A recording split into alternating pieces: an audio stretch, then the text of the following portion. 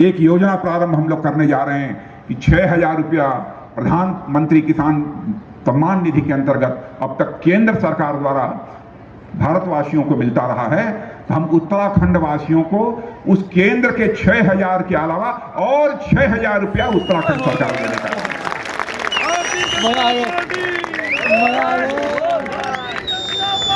जिंदाबाद जिंदाबाद। ये चलेगा, ये चलेगा, चलेगा, दौड़ेगा, दौड़ेगा, चलेगा नहीं दौड़ेगा, अधिक से ज्यादा दौड़ेगा। लेकिन भारत ने इस बार साफ संदेश दे दिया है, साफ संदेश दे दिया है, हम किसी को छेड़ेंगे नहीं, लेकिन कोई यदि हमें छेड़ेगा तो हम उसे छोड़ेंगे नहीं। भारत माता की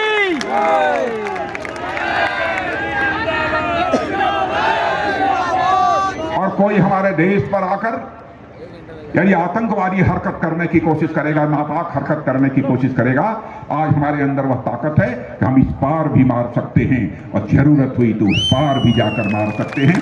यह भारत के अंदर ताकत है।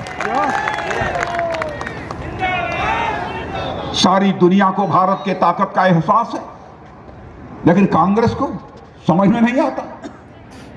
कांग्रेस के नेता राहुल गांधी ने संसद में खड़े होकर बहनों भाइयों कहा, भारत और चीन के बीच गलवान घाटी में जो आमना सामना हुआ था, संघर्ष हुआ था, उसमें चीन के बहुत कम लोग मारे गए, 2, 3, 4।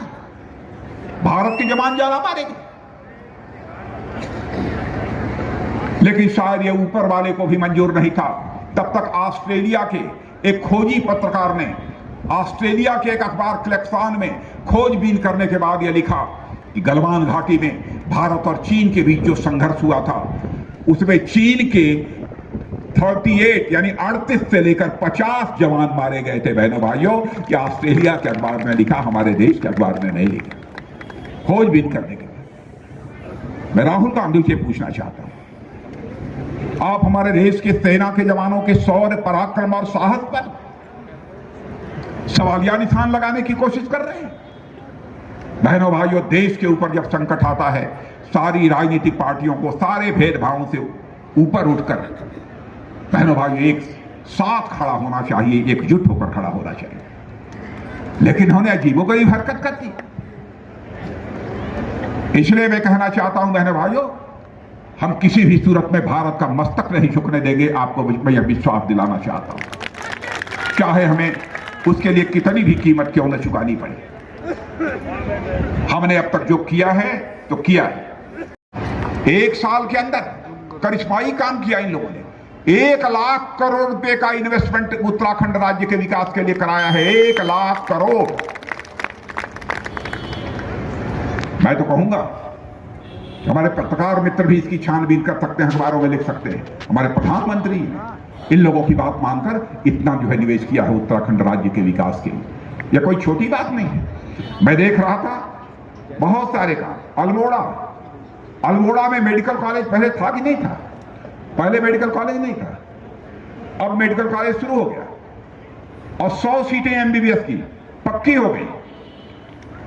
और अल्मोड़ा ही नहीं, मैं समस्त उत्तराखंड वासियों को संदेश देना चाहता हूं, एक भी जिला उत्तराखंड का नहीं बचेगा जहां पर कि कोई न कोई मेडिकल कॉलेज न हो। बहनों भाइयों, जहां पर कि एमबीबीएस की पढ़ाई न हो।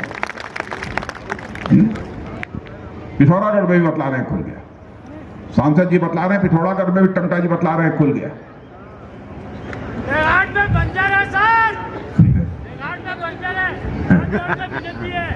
और दूसरी चीज मैं आप लोगों को बतलाना चाहता हूं, मेरे बहनों भाइयों, उधम सिंह नगर में एक एम्स का सैटेलाइट सेंटर बन रहा है।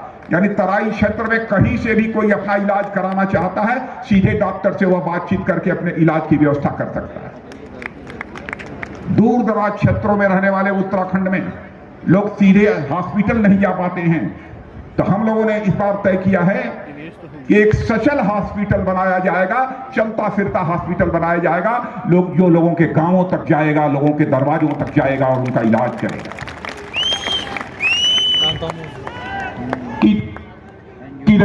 किडनी की डायलिसिस की जरूरत होगी, किडनी की डायलिसिस की जरूरत होगी तो डायलिसिस भी वह करने का काम करेगा। एक ऐसी पक्की व्यवस्था हमारी सरकार कर रही है। स्वास्थ्य के क्षेत्र में क्रांतिकारी परिवर्तन आपको देखने को मिले। कई ऐसे कदम हमारी सरकार ने उठाए हैं और आगे भी हम लोगों ने फैसला किया है मेरे बहनों भाइयों कि हम लोगों की सरकार बनेगी तो प्रधानमंत्री किसान सम्मान निधि में जहां आपको 6,000 रुपया मिलता है, कान खोल कर सुन लीजिए, और यदि न पूरा हो तो फिर आपके बीच नहीं आएंगे। 10 तारीख को चुनाव परिणाम आएंगे, 10 तारीख को चुनाव परिणाम आएंगे। उसके बाद जिस दिन सरकार 11, 12 या 13 को बन जाएगी, उस दिन से लेकर एक महीने, उस दिन से लेकर एक योजना प्रारंभ हम लोग करने जा रहे हैं कि 6,000 रुपया प्रधानमंत्री किसान सम्मान निधि के अंतर्गत अब तक केंद्र सरकार द्वारा भारतवासियों को मिलता रहा है। तो हम उत्तराखंड वासियों को उस केंद्र के 6,000 के अलावा और 6,000 रुपया उत्तराखंड सरकार देने का।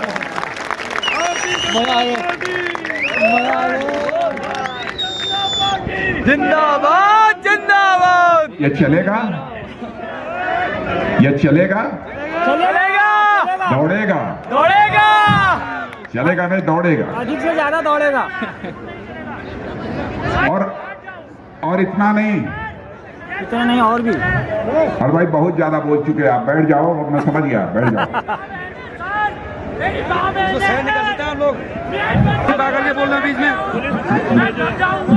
क्या बोल रहे हैं?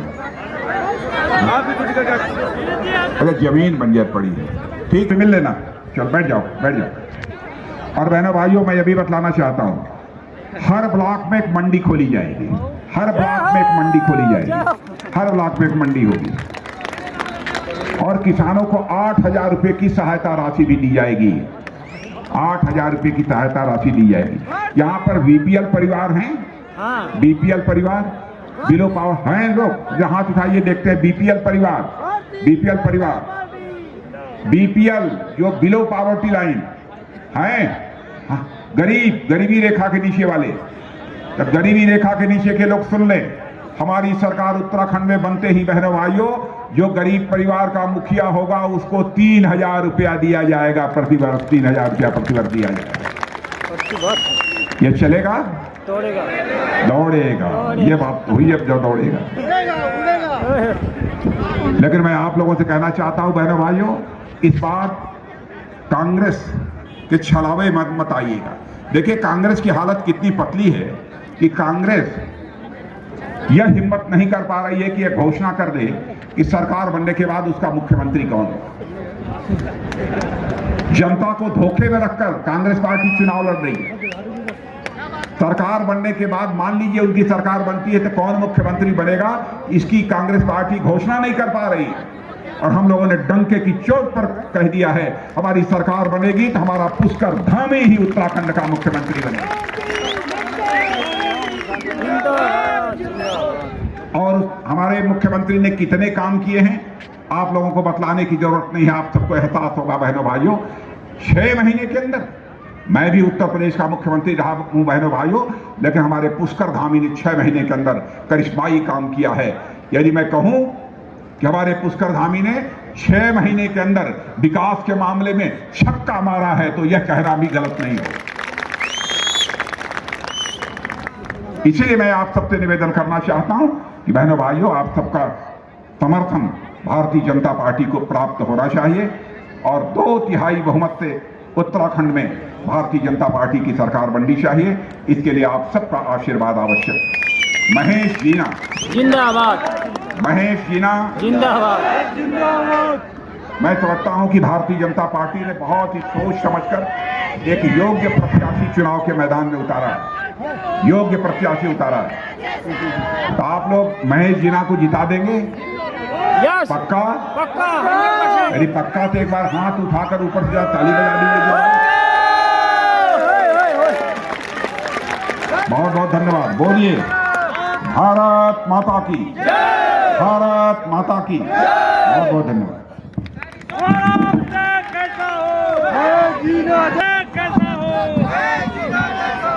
भारत माता की, वंदे